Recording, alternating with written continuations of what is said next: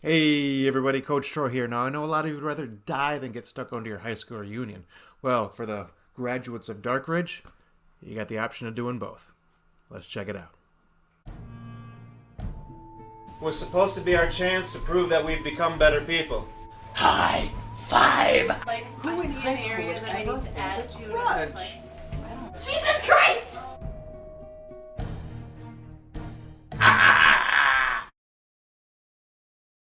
Darkridge Reunion is a very different take on a murder mystery. Plays 6 to 12 players in about an hour, hour and a half. Now, what makes it different is it's not just about figuring out who the murderer is. Every player will have their own personal objectives that they're trying to obtain, and they're going to work within a team to get those objectives and get a group victory. There are 3 different teams. You will have your jocks, geeks, and rebels. And there's even a 4th ghost team if you do end up getting murdered by the slasher or possibly another vengeful partygoer. And when you do that, you drop your other goals. You still kind of keep your personality as your ghost, but you have different objectives, and these can be absolutely ridiculous. Like Ghost Ted here. Not sure what's going on. Now, the game is played over 3 different phases, and the objectives are going to change as you go through the phases. So the game actually evolves as you go on, which I think just really adds to it, makes it so that your character grows as they try to accomplish different things. You can get as into character as you'd like. When I played, I just kind of told the players what teams they would be on, and then they dressed accordingly, then picked out their characters after. And so you can really get into it. But, you don't have to. You just have to, play your role. And at the end, you do try to guess who that slasher is for extra points, but that is not, just because you know the slasher is does not necessarily mean you're going to win the game. You still need to hit those objectives. And the ghosts have a very legitimate chance of winning as well. With that all said and done, the winner is probably the least important part of this game. This is a big experience. We made a big event out of it. We had food, drinks at the house. We set it up. So it's more of an event game than just a game you're going to break off the shelf. And it is so much fun. It's a blast. We had a good time with it. Let's crack the sucker open, though, and see what exactly comes inside. Now, inside the box, you're going to have a link to online instructions, which is always nice, so you can give those out ahead of time, if you'd like. But the actual instruction booklet here is pretty nice. Everything is laid out. Everything from setup before people arrive, what you want to do, to the different phases, and there's even little blurbs about speeches you want to give in between to kind of add a little flavor and flair to the game.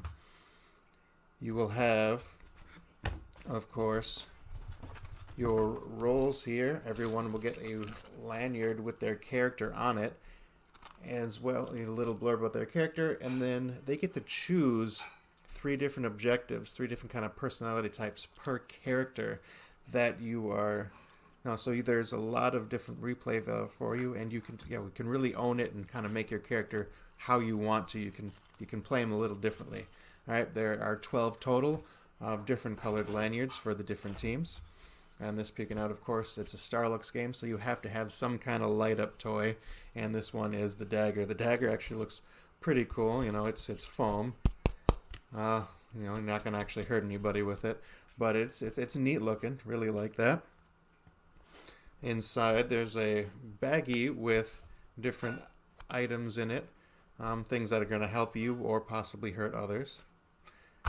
You will have secret mission cards as well. Okay, so this is something you're going to add to your character. Your character will have objectives, and then each individual will have objectives, like a different objective as well, that you're going to get big points for. And this is actually where you figure out who the slasher is. So you're going to mix those up. And then, of course, ghost objectives, which are really neat and very different. So, a little instruction on like an introduction to the afterlife, which is pretty cool, and then several different ghost objectives that you're going to switch to get points after you get offed. Now, as I stated before, the game is played over 3 different phases. All right.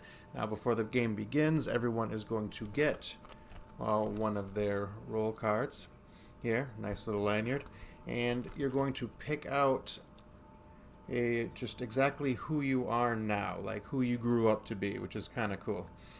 And it's going to have what you want to accomplish over the different acts, Act 1, Act 2, Act 3, and what points you get for doing so.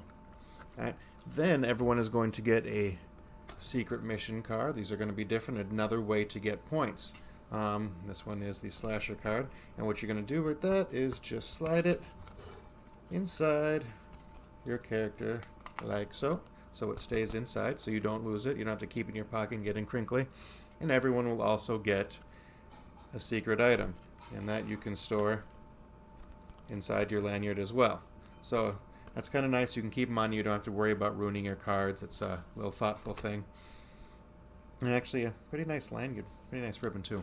Anyway, and then phase, you'll have a little talk, everyone together, and you'll introduce the game. Then phase 1 begins. In phase 1, it's just the planning phase. You're pretty much just going to meet with your team, and you can kind of game plan and get an idea of what you want to do, how you want to get your points. You don't want to share your secret missions at all. You can kind of go over your objectives a little bit, but mostly this is the time to get into character and really start feeling out who you are and how you want to play that role and how you want to act throughout the rest of the evening. So even though points are scored, it is a very, very important phase. All right, and moving on to phase 2. And in phase 2 is where the real action begins, because that's when you start racking up your points. That's when you can start doing your objectives and your secret missions. Now, in order to do your objectives, you have to be alone in a room with somebody else.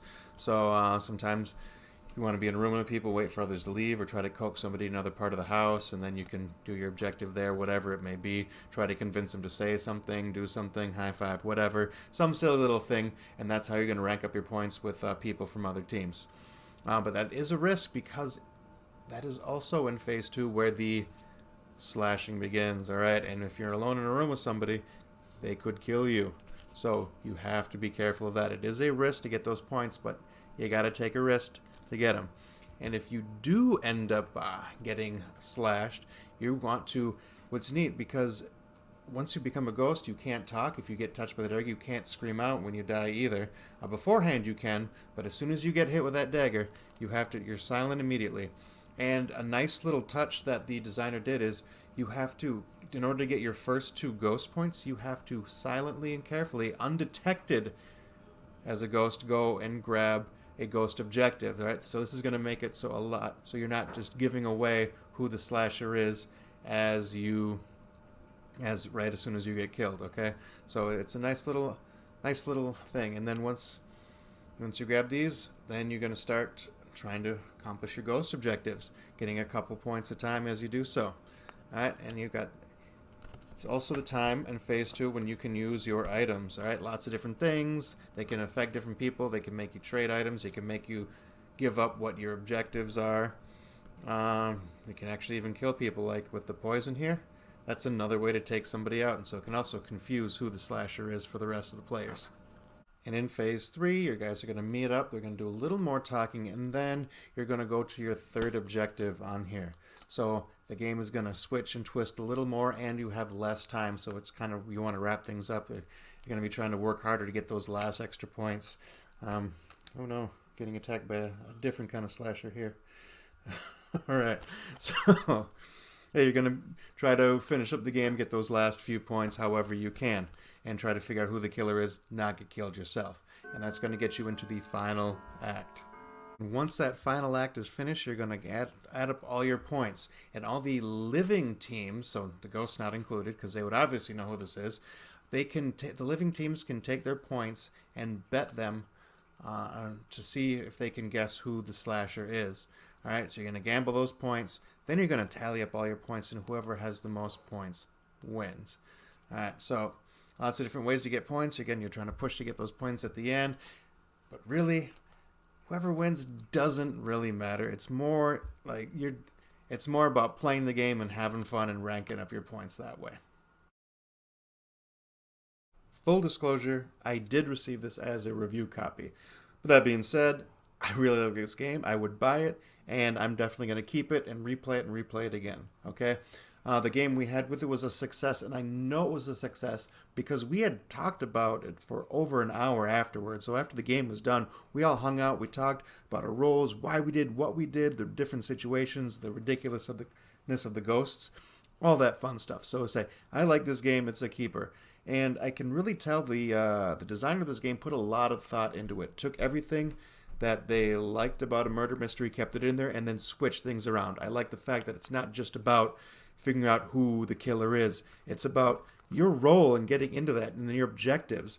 And I like the replayability, how each one of these roles, you can play the same character 3 times and play it very differently 3 times right there.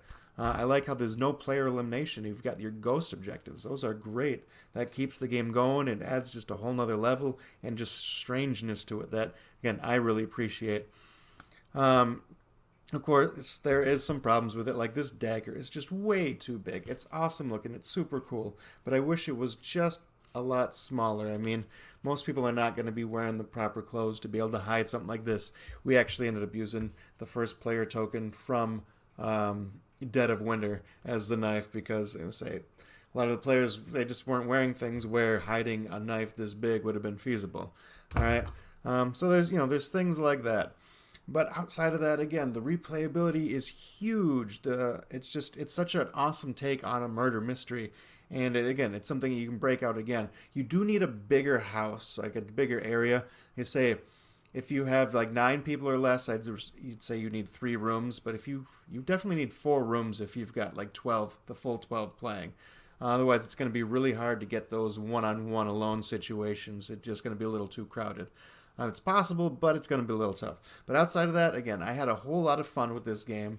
I'm looking forward to the next time I play it. The people I played it with are already talking about doing it again. So let me know, what do you think about this game? Am I right and am I wrong? Does it do what it's supposed to with murder mystery? Just hey, let me know. This is Coach Troy, and I'll see y'all next time.